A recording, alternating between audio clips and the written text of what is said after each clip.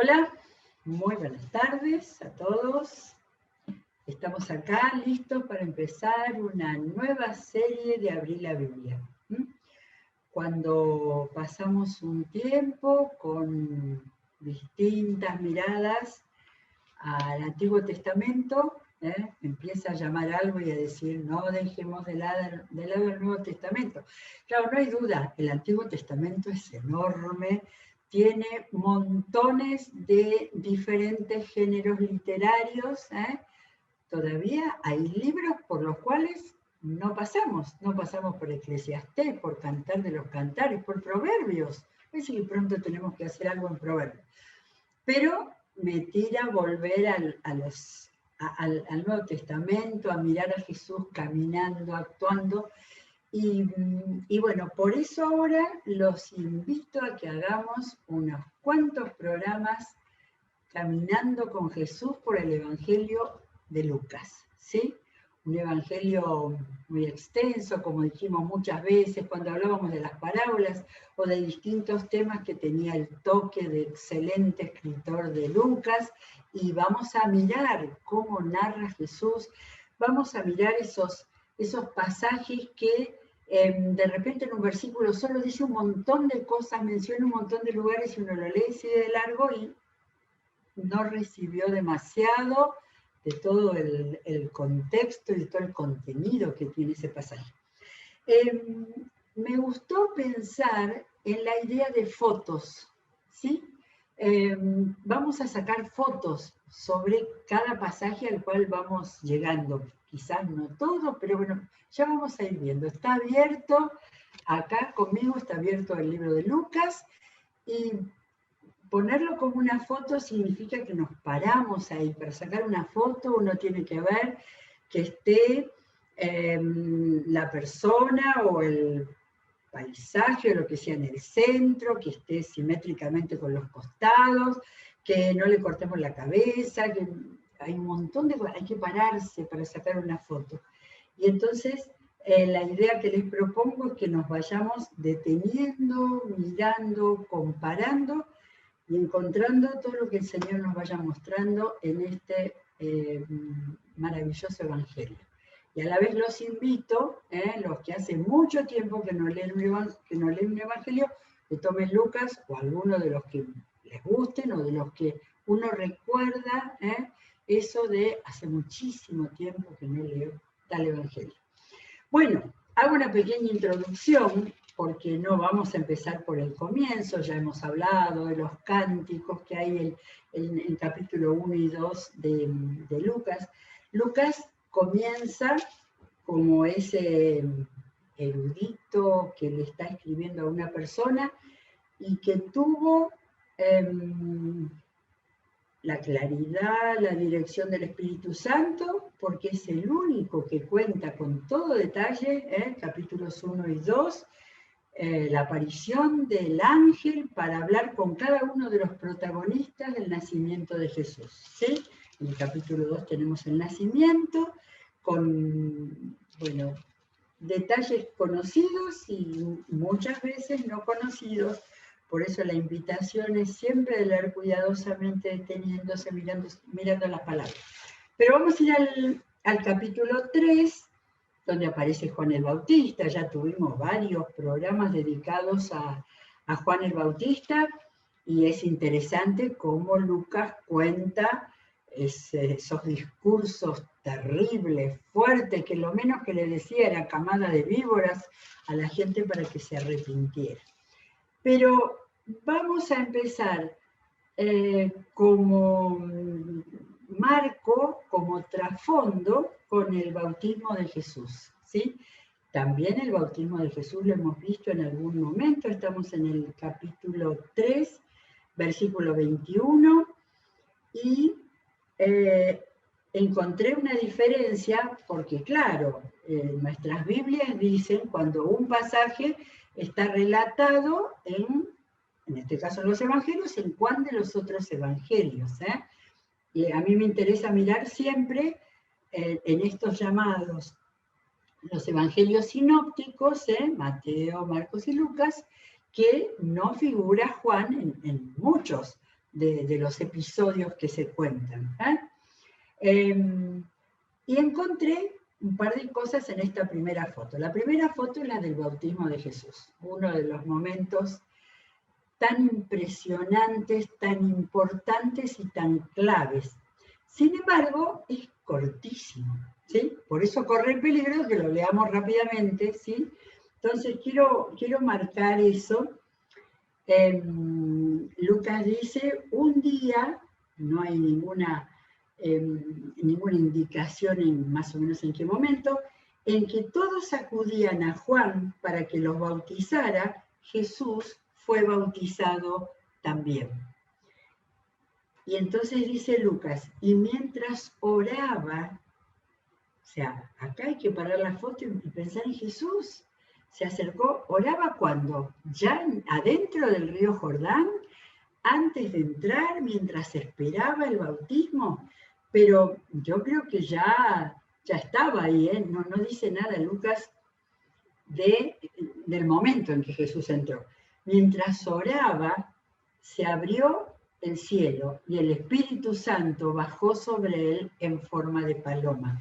Prácticamente es lo mismo lo que cuenta, por ejemplo, Marcos, que Marcos es el Evangelio Express, donde cuenta todo rapidito, y, por ejemplo, Marcos no dice mientras oraba.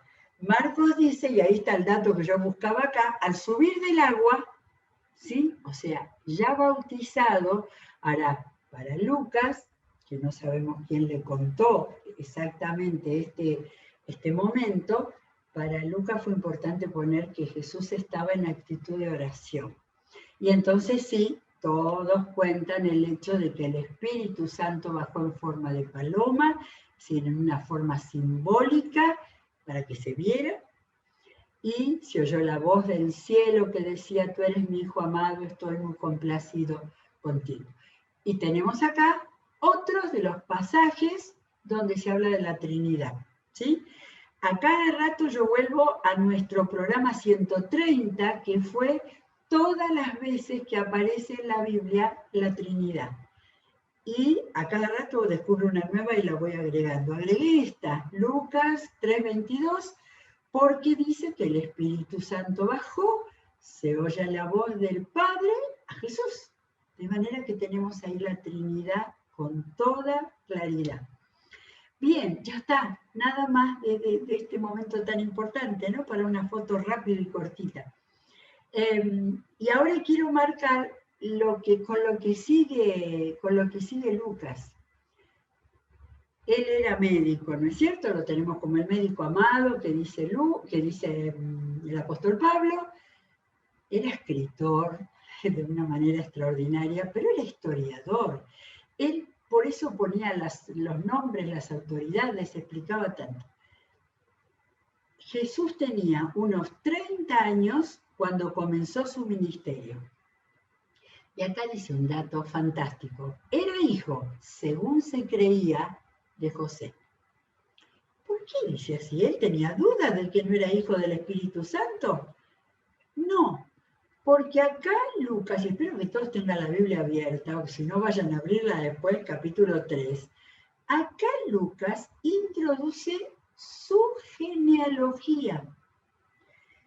En esa dice, era hijo, según se creía, de José, hijo de Elí. Acá sabemos el nombre del papá de José, del que no sabíamos nada de nada, más que era carpintero.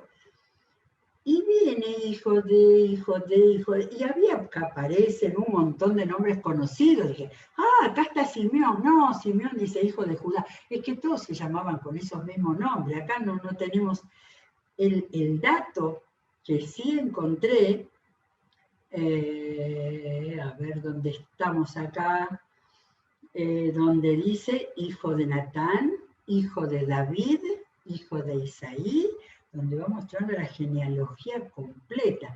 Ahora, después sigue con nombres, y de repente dice hijo de Matusalén, hijo de Enoc. Está avanzando hacia el final, no hacia adelante, va hacia atrás. Y termina diciendo, hijo de Nos, hijo de Set, hijo de Adán. Claro, Adán tuvo a Caín y Abel, que terminaron mal los dos, y el tercer hijo fue Set. Así que el que estuvo en la genealogía de Jesús y de David fue Set, el tercer hijo, y después de hijo de Adán, hijo de Dios. De manera, esta genealogía, que parece un dato ahí de biblioteca y de archivo, es el final de esa frase de Lucas, del escritor de este evangelio, que dice, se creía hijo de José para hacer toda la genealogía, pero termina hijo de Dios. Un lector cuidadoso de la Biblia se da cuenta de eso. Todos los otros la hemos leído montones de veces de corrido, y yo no entendía muy bien por qué esto acá acaba de contar de Juan el Bautista, el bautismo de Jesús, y aparece ahí, y aparece el comienzo de su ministerio. Capítulo 3, 23, es donde dice a los 30 años Jesús comenzó su ministerio. Vamos ahora al capítulo 4, y acá empezamos a sacar fotos. En el capítulo 4 ya comienza la actividad de Jesús que nos ha quedado en el Evangelio de Lucas. Pero también vamos a ver un dato muy interesante en la mitad no de este relato, sino en la mitad de este capítulo 4. Me arrepiento delante de todos ustedes por las veces que he leído rápidamente los hechos tan conocidos. Por eso capítulo 4, ahora nos vamos a parar en las tentaciones de Jesús. Cuando se dice que el apóstol Pablo es uno de los que más menciona el Espíritu Santo. Creo que menciona en el libro de los Hechos de los Apóstoles, escrito por Lucas, estoy hablando de Lucas, escrito por Lucas, 56 veces está mencionado el Espíritu Santo, en todo el libro de los Hechos. Y acá en el Evangelio de Lucas encuentro, recién leímos que el Espíritu Santo bajó, y en el 4.1, Jesús, lleno del Espíritu Santo, para que de ninguna manera olvidemos que estaba guiado por el Espíritu Santo. Volvió del Jordán y fue llevado por el Espíritu, lleno del Espíritu y llevado por el Espíritu. Todo lo que Jesús hacía era llevado por el Espíritu, para tomarlo en cuenta. Fue llevado por el Espíritu al desierto. Allí estuvo 40 días y fue tentado por el diablo.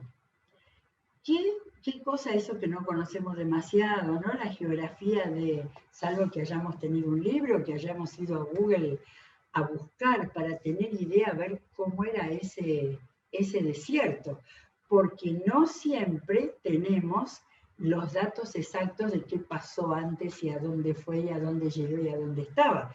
El bautismo de Jesús en el Jordán, no sabemos exactamente dónde. Jordán, ¿se acuerdan? Desde el lago de Galilea hasta el Mar Muerto. De manera que ahí tenemos Galilea, tenemos Samaria, tenemos Judea, ¿sí? Así que lo que sí sabemos es que estaba en el desierto de Judea. Y entonces en el desierto de Judea, yo no sé si a lo mejor yo le pedía a Darío si nos podía buscar una imagen del desierto, pero yo no sé si él la pudo conseguir para introducirla acá en nuestro espacio. Pero sería, sí, ahí está. Bien, hay montones de fotos del desierto de Judea, ¿sí? Era un lugar escarpado. Supongo que Jesús habrá estado en un lugar así más planito, pero esta es una mirada. Y si este es otro, no sé si esos camellos estaban en el tiempo de Jesús, pero esta es otra mirada, ¿eh? Arena pura, un lugar inhóspito, ni un árbol, un lugar para estar en comunión con Dios. Así que fantástico. Y si no me equivoco, pareciera que la parte oscura de esta foto nos muestra el Mar Muerto, porque el desierto de Judea estaba pegadito al Mar Muerto.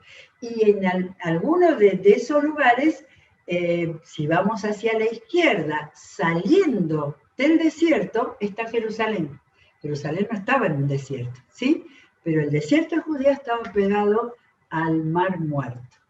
De manera que, buenísimo visualizarlo. Allí estaba Jesús y estuvo 40 días y fue tentado por el diablo. Si conocemos de memoria todo esto, todas las tentaciones, más o menos, no, vamos a mirarlo un poco a fondo.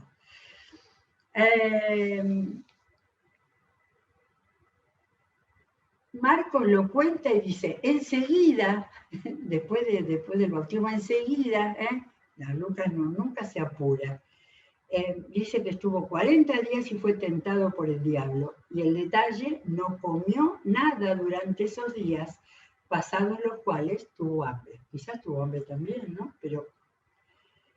Y acá tenemos la primera aparición, casi quiero decir vivito y coleando, pero las imágenes de la Edad Media con los cuernitos y la cola no son necesarios. El diablo es una persona espiritual. Si eres el Hijo de Dios, le propuso el diablo, como si hubiera tenido oportunidad de hablar con Jesús, di a esta piedra que se convierta en pan. ¿Sí? Hasta lógico, sabía el diablo quién era Jesús, de manera que lo que le decía era una tentación muy fácil de realizar. Jesús le respondió, escrito está, no solo de pan vive el hombre. Buenísimo, yo creo que todos sabemos de memoria. ¿De dónde viene? ¿Dónde está esto?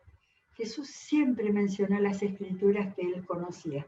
Vamos a Deuteronomio. Yo me imagino a los chiquitos judíos en la sinagoga aprendiendo de memoria el Deuteronomio. Por eso con tanta facilidad lo mencionaba. En Deuteronomio 8 es ese pasaje fantástico donde Dios les dice todo lo que les iba a dar en el futuro como pueblo. Y les recuerda y dice, luego te alimentó con maná, comida que ni tú ni tus antepasados habían conocido. Estos son los últimos discursos de Moisés al pueblo. Con lo que comida que ni tú ni tus antepasados habían conocido, con lo que te enseñó que no solo de pan vive el hombre, sino de todo lo que sale de la boca de Dios. Jesús no le recitó todo el pasaje que se lo podía haber recitado al diablo. Sin embargo, le dijo una afirmación, le sacó el contexto. No está en aquel contexto, pero es palabra de Dios que de alguna manera tenía que ver con que él no estaba desprotegido de su padre, ¿sí? No solo le dio una enseñanza de que hay otras cosas que alimentan el espíritu, como si le dijera, yo no tengo miedo de morir de hambre. Bueno, entonces el diablo lo llevó a un lugar alto y le mostró en un instante todos los reinos del mundo. No puedo explicar cómo lo hizo, si fue simbólicamente, si fue una visión, no tengo idea, pero de todas maneras, lo que a nosotros nos ha quedado es la tentación. Y si en un caso era la tentación para que usara de sus poderes para satisfacer sus necesidades fuera de la voluntad de Dios, porque él estaba ayunando para encontrarse con Dios, acá le muestra los reinos del mundo, ¿sí? Lo llevó a un lugar alto, yo empecé a pensar a ver cuál de los montes estaba más cercano. Estos días hablamos del monte Tabor, del monte Gilboa, no sé, pero ya vemos en el desierto que había colinas. De manera, ¿cuál fue la tentación? Sobre estos reinos y todo su esplendor, le dijo, te daré la autoridad, porque a mí me ha sido entregada y puedo dársela a quien yo quiera. Así que si me adoras, todo será tuyo. Y en vez de seguir leyendo apuradamente, acá hay que pensar todo lo que significa el Satanás y las tentaciones. Acá Satanás está reconociendo a Jesús. ¿Quién era Jesús? Satanás sabe muy bien quién es Jesús y el poder que tiene sobre cada persona a la cual él quiere tentar. Ahora, acá tenemos que él dice que tiene autoridad, y por toda la palabra hemos visto que Satanás ha hecho desastres en la vida de los hombres. Ahora, ¿cómo lo tienta Jesús? Jesús tenía poder, autoridad. Puedo dársela a quien quiera. Y si alguien está débil y le ofrecen poder, el diablo lo va a atacar por ese lado. Ahora, así que si me adoras, todo será tuyo. Acá está el drama famoso de la literatura de Fausto, ¿sí? Que hizo con el diablo, hizo un pacto para poder tener poder y juventud y riquezas, y Satanás después se llevó la vida. De manera que esto está en la historia de los hombres. Y el diablo estaba a tal punto tentando a Jesús que le ofrecía algo tremendo, pero tenía para eso que adorarlo. No había problema con él, pero esto lo tenemos que tomar en cuenta para nosotros. ¿Qué le dijo Jesús? Escrito está, y otra vez más, adora al Señor tu Dios y sírvele solo a Él. Acá nos vamos al capítulo 6 de Deuteronomio, un poquito, una paginita más ahí. Acá hay esto es otro de los discursos, los mensajes que le dejó Moisés al pueblo. Le dijo, teme al Señor tu Dios, 8:13, sírvele solamente a Él y jura solo en su nombre. No sigas a esos dioses de los pueblos que te rodean, pues el Señor tu Dios está contigo y es un Dios celoso. Jesús hombre sabía perfectamente esto. Jesús Dios mucho más, ¿sí? De manera que cuando le dijo, adora al Señor tu Dios y sírvele solamente a Él, el diablo sabía la respuesta. El diablo entonces lo llevó luego a Jerusalén e hizo que se pusiera de pie en la parte más alta del templo. También acá nos preguntamos, ¿lo llevó en su imaginación, en su mente? Pero ¿cuál fue la tentación? Lo importante fue la tentación. Le dijo, si eres el Hijo de Dios, tírate de aquí. ¿Qué más hizo el diablo? Pues escrito está, ordenará que sus ángeles te cuiden, te sostendrán en sus manos para que no tropieces con piedra alguna. Lo marqué. Casi sabemos de memoria en esta pandemia el Salmo 91. De manera que le recitó el Salmo 91. Porque Él ordenará que sus ángeles te cuiden en todos tus caminos, con sus propias manos te levantarán para que no tropieces con piedra alguna. Esto no es lo que dijo el diablo. Salmo 91, 11 y 12. Así que el despliegue que puede hacer el diablo es hasta con la Biblia. Para enredarnos, para movernos, para hacernos ir detrás de las cosas materiales, de autoridad, de poder. Bueno, ¿y qué le dijo Jesús? También está escrito, no pongas a prueba al Señor tu Dios, le replicó Jesús. Que dice en el mismo capítulo 8 de Deuteronomio, dice, no pongas a prueba al Señor tu Dios. Es muy vulgar decirle, pero le tiró la Biblia por encima al diablo. Ahora, es impresionante. El reconocimiento, el diablo sabe que Jesús es Dios, el diablo sabe que le puede usar las escrituras para tratar de darlo vuelta y convencerlo. Y cuando leía esto, me acordé de Santiago. ¿Se acuerdan de Santiago 2:19? En Santiago 2:19 dice, está debatiendo, ya leímos Santiago todo, está debatiendo la fe, las obras, todo, y pregunta a sus interlocutores, Santiago, ¿tú crees que hay un solo Dios? Claro, magnífico. También los demonios lo creen y tiemblan. De manera que tenemos en la palabra, gracias a Dios, que a Santiago se le ocurrió poner esto tan claro. Los demonios tiemblan. Y lo vamos a ver ahora en lo primero que hizo Jesús. Bueno, así que el diablo, habiendo agotado todo recurso de tentación, lo dejó hasta otra oportunidad. el relato de Lucas acá, hermosa, el broche de oro, ¿eh? No es que por siempre, hasta otra oportunidad. Bueno, y seguimos con el 14, versículo 14, estamos en el capítulo 4, vamos a sacar otra foto, y miren cómo empieza.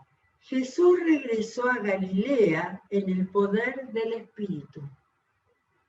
El otro episodio, el de la tentación, lleno del Espíritu Santo, llevado por el Espíritu. Siempre Jesús se movió en el poder del Espíritu. Regresó a Galilea, o sea que, como vimos ese desierto de Judea, Galilea estaba al norte, necesitaríamos ver cuán lejos del desierto de Judea, de la altura de Jerusalén hasta allá al norte estaba Galilea. Pero lo que pasa es que Jesús vivía en Galilea. Mire, un mapita apareció misteriosa y milagrosamente gracias a Darío. ¿Ven Galilea allá arriba? Lo tengo yo de un color violeta. Galilea está alrededor del lago de Galilea, que en otras épocas se llamó lago de Genesaret, de Cineret, en distintos mapas está con otros nombres. Y en Galilea, no sé si se alcanza a leer, pero miren los nombres que tenemos. Capernaum, Genesaret, Magdala, Tiberías, Caná, Nazaret, Naim. En todas ellas Jesús hizo algo, Jesús se movió especialmente en Galilea y vamos a encontrarlo eso, así que Darío, vamos a ver este mapa otras veces cuando aparezcan algunos de estos pueblitos. Ahora, pero dejarnos un minuto el mapa que tenemos que ver algo. Jesús regresó en el poder del Espíritu y se extendió su fama por toda aquella región, por Galilea. Enseñaba en las sinagogas y todos lo admiraban. Miremos en el mapa dónde está Nazaret. Él vivía en Nazaret, así que posiblemente de Nazaret se movía y salía a muchos lugares. Y fíjense dónde está Caná, donde hizo el primer milagro de transformar el agua en vino, ¿sí? De manera que de Nazaret fue con su madre a Caná a las bodas, invitado a las bodas, ¿sí? Bueno, pero ahora el asunto, vamos a ir a un tema que es muy importante saberlo. Porque dice en el versículo 14, que dice un montón de contenido, enseñaba en las sinagogas y todos lo admiraban. De manera que hasta reducidito, como hacía Marcos también, que en un versículo metía muchas cosas, está reducido que ya Jesús está trabajando, moviéndose. Tenemos ese dato de que iba a las sinagogas a hablar, pero también sabemos con cuánta gente él hablaba. Entonces, antes de seguir con el 16, que dice, fue a Nazaret donde se había criado, moviéndose ahí, tenemos entre esos dos versículos, gracias a las notas de la Biblia, de mi Biblia, debe haber pasado más o menos un año. ¿Por qué? Porque ninguno de los tres evangelios cuentan eso, pero gracias a Dios lo cuenta Juan en su evangelio, que en el capítulo 1 nos cuenta que al principio, después del bautismo, Jesús empezó a juntar a sus primeros discípulos. Y ahí en el capítulo 1 de Juan tenemos que Andrés conoció a Jesús, fue a su casa, encontró a Simón y le dijo, hemos hallado al Mesías. Y después aparece Felipe, que Felipe también era de toda esa zona, estaban ahí entre Nazaret y todos esos pueblos de ahí de Galilea, y le fue a buscar a Natanael, donde Jesús le dedicó ahí toda una demostración como para que Natanael dijera, eres el Hijo de Dios. De manera entonces que nos falta, no nos falta, empezó Lucas a contar lo que siguió y cuando muchos años después Juan escribió su evangelio, él completó que en ese tiempo en el que ya nos dice Lucas que enseñaba y todos lo admiraban, en ese tiempo iban acercándose a él sus primeros discípulos e iba por todos lados. Así que leo el comienzo y después vamos a seguir con lo que viene ahí, con otra foto. Fue a Nazaret, donde se había criado, y un sábado entró en la sinagoga, como era su costumbre. De manera que es la segunda vez que habla que antes decía iba por las sinagogas, acá en Nazaret, en su ciudad, y quizás de muy jovencito, acá tenía 30 años ya, ¿no? Se levantó para hacer la lectura y le entregaron el libro, este ya lo conocemos, el libro del profeta Isaías. Al desenrollarlo encontró el lugar donde estaba escrito.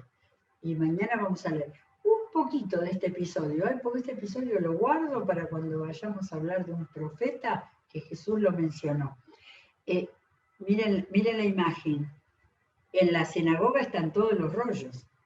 Algunos dicen que ese era el rollo que tocaba para ese día. Y otros dicen no, es posible que Jesús eligiera el rollo de Isaías 61 para leer ese pasaje con el cual él dijo, esta escritura se ha cumplido hoy aquí. Bien, nos quedamos en el 14, 4, perdón. Empezamos con el versículo 14, Lucas 4, 14. Y vamos a seguir así, sacando fotos y viendo cada momento de qué manera se va desenvolviendo el ministerio de Jesús y todas las cosas que él fue haciendo. Estamos leyendo eso también nosotros en el siglo XXI con la guía del Espíritu Santo. Gracias a Dios por ello.